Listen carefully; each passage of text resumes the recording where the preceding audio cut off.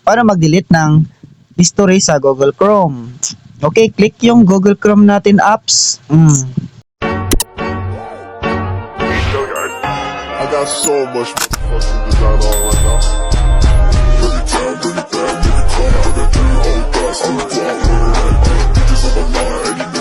Ito na mga gutay.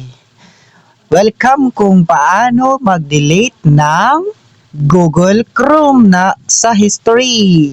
Para mag-delete ng history sa Google Chrome. Okay, click yung Google Chrome natin apps. Tapos punta tayo dito sa 3 dots gutay. Click natin ang history. Ayan. Update to sa 2024 kung paano mag-delete ng history sa Google Chrome. Click nyo yung delete browsing data.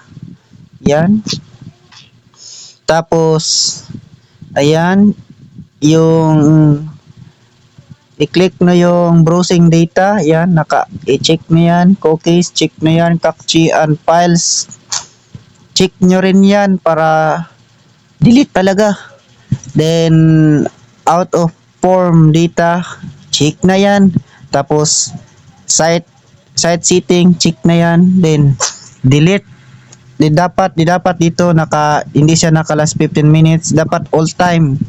Naka all time. Click nyo yung all time. Tapos, delete data na dayon.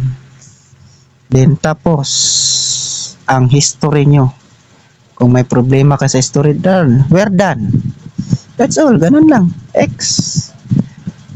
Tapos, yan, wala nang laman. Ganun lang guys, at sana nakatulong ito sa ating listeners at watchers. And thank you sa panonood. Salamat mga gutay.